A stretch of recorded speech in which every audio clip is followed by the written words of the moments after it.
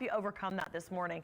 We're joined by mental health and wellness expert and founder of the annual Black Women's Wellness Conference of New Orleans, Dr. Tammy Lewis Wilborn, and she's going to go over a few tips to start your new year with a fresh, positive attitude. Good morning. Thank you for being with us.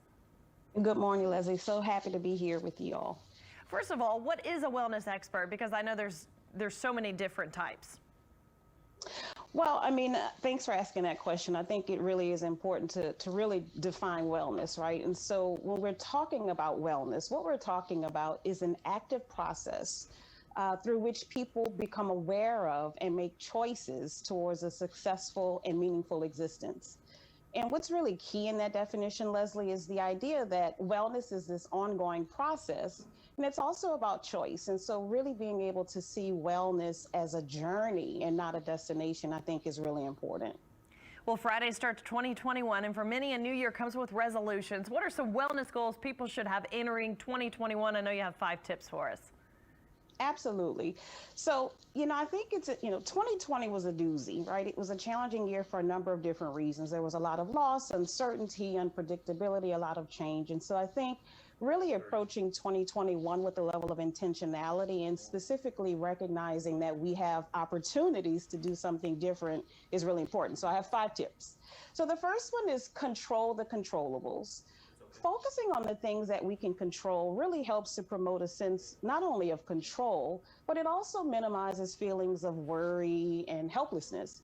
And so one area that we all have control over is prioritizing our self-care. Sure. And I know self-care is buzzy and trendy, but the idea here is not that self-care is expensive or time-consuming, but really the basics of self-care. Making sure that you're getting the minimum number of hours of sleep, making sure that you're staying hydrated with water, making sure that you're eating food that's good for you and not just good to you is one way that we can take care of ourselves.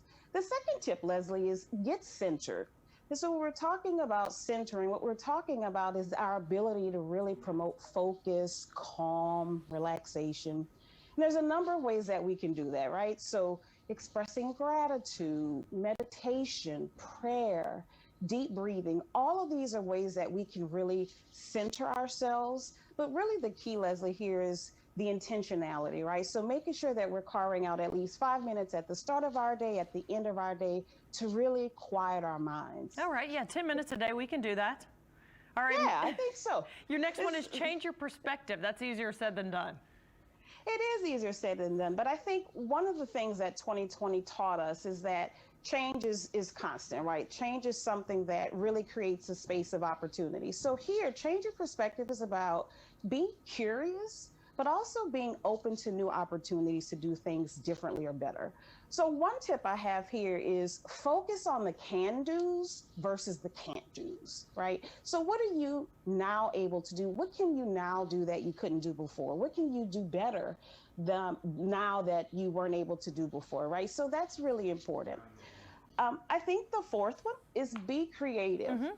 So one of the things that we know about creativity is that it is associated with mental health and wellness and well-being. It's also associated with innovation. And if you're an entrepreneur like me, it's also associated with opportunities for new sources of income. So one tip I have here, Leslie, is do a brain dump. Brain dump is more of a brainstorming where you're really just jotting down all of your gifts, your talents, your skills. Mm-hmm. You can do this on a piece of paper. You can do it on your phone. You can even record yourself kind of talking about it.